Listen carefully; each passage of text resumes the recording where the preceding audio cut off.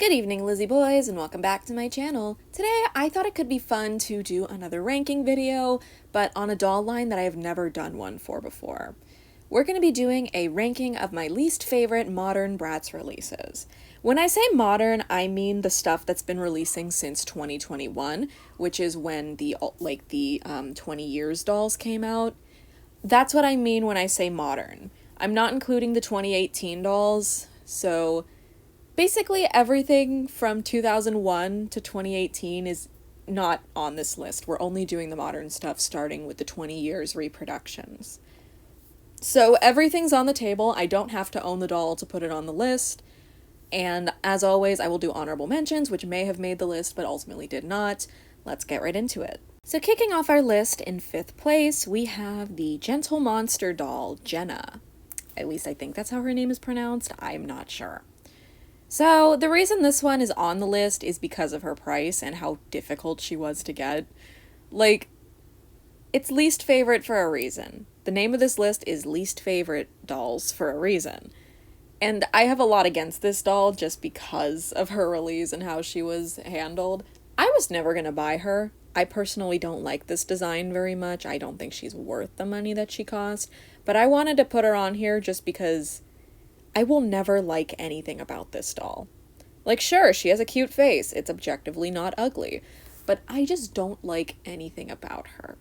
But not enough for her to be number 1. So I just wanted her to be on the list in some capacity. So, you know, not just an honorable mention. She had to be on the main list. I just don't like this doll, man. This is her outfit. This is what she comes with. You could buy like a little keychain fashion pack that comes with actual clothes, but that was like extra money that you would have to pay at the event. I don't even know if you could have gotten one of those keychains online. I don't know how any of this worked. But yeah, she deserves to be here for obvious reason.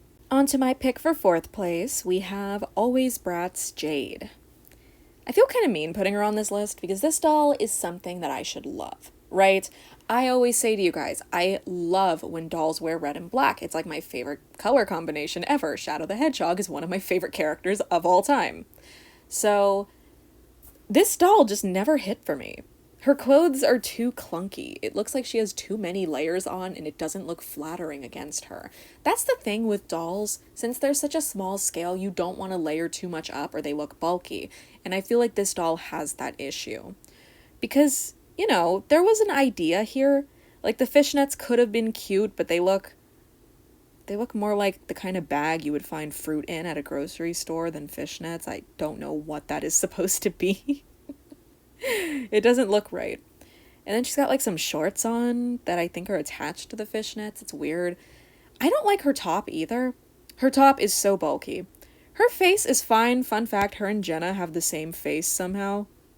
I never noticed it, but I saw people saying that, but I don't see it. Also, Jenna has an open mouth sculpt. Is that even true, or did I get lied to? I don't know, man. I'm stupid. I fall for things sometimes. But yeah, I have seen this doll in person on many occasions, and I've tried to like her, but it's just never worked. So, unfortunately, she's one of my least favorite releases of recent times. On to 3rd place, we have Going Out Chloe. This is another one that I've seen a lot in person, and I just don't click with her, man. Like, I love the Going Out line. I have Yasmin, I don't have Chloe. I have Yasmin, Sasha, and Jade. I have all 3 of them, and I adore them. I just don't feel that way for Chloe. And honestly, I think it is because of the prototype that we got to see. This doll had such a gorgeous prototype with the open mouth sculpt, a completely different face. Her hair still looked really weird, but she looked so much better, you know? And then this was what we got. And I've just never been able to forgive her for it. The pants are ugly. I can't tell what they were going for. I don't like the jacket. It doesn't go with her look whatsoever. It's just like so many things that don't fit with each other thrown together on one doll. Whereas the other Going Out dolls make complete sense. Everything about them is cohesive. Just not Chloe. So that's why I don't like her. Up next, my pick for oh, we're already on 2nd place, wow. Honorable mentions will be after this. My pick for 2nd place goes to the Rock Angels reproduction Yasmin. Now, lesbians, you may be saying to yourselves, Lizzie, isn't she just a reproduction? And, yeah, you're right. However, if you've ever seen this doll in person, both her revised version and her original version, then you know her skin is not only orange as shit, but her face looks horrible. I'm putting her on the list just because of the way her face looks in person.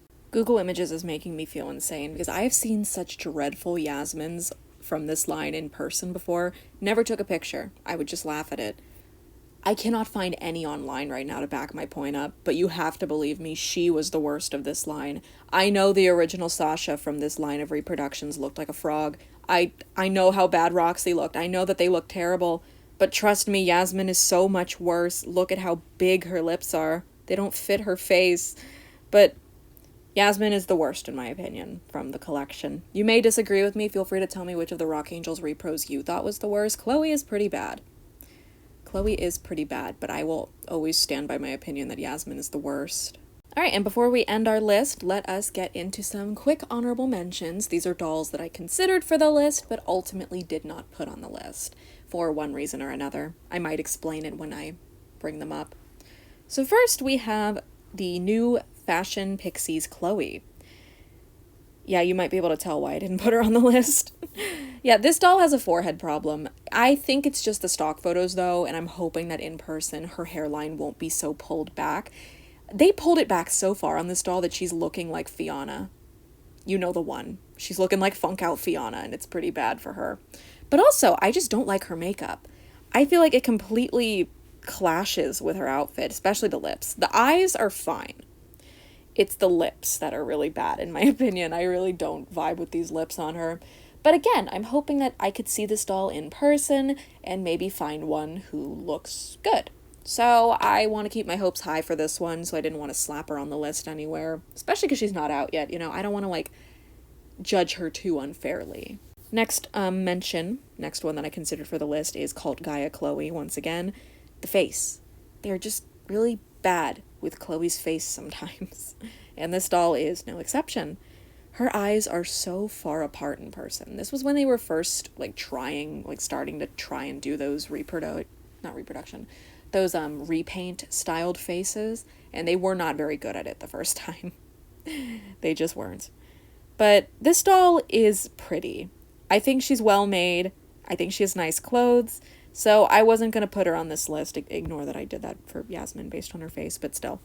I wasn't going to put this Chloe on that list based on that alone, but I did heavily consider it. But since I already had a Chloe on the list, I didn't want to put another one. Which is also the reason that 20 Years Chloe did not make the list. This doll has a very bad face, once again. And also, this was when Bratz had first started making dolls again, so this doll had a major coloration issue with her skin, where she was very, very pink. They're still not the best at recreating the original doll's skin tones, even though they make OMG dolls in these skin tones all the time. I don't understand why they don't know how to make them for Bratz, but yeah, they still have the issue of Chloe turning out too pink sometimes. But my main issue with this doll is her eyebrows. They are so dark. They made them black. Her eyebrows were brown in the first place.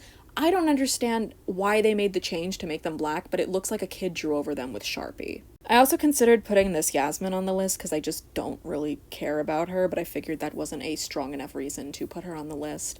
Her face is good. I just think this was the most boring Yasmin they could have chosen to put in Play Sports, and I really wanted to slap her on the list just because of that reason alone.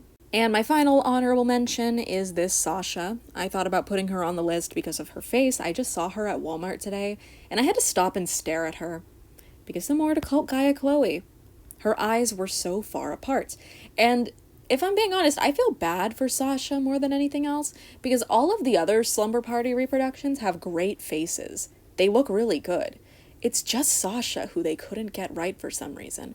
Her eyes, like I said, are so far apart when you see her in person. They're far apart in this stock photo. I just feel like they did her dirty, man. I felt bad for her more than anything else. And with that said, we can officially count down our list and make it to number 1. 5th, 4th, 3rd, 2nd, and finally, in 1st place, the worst modern Bratz doll, in my opinion, is Cameron. This reproduction annoys me. because they had a chance to fix him.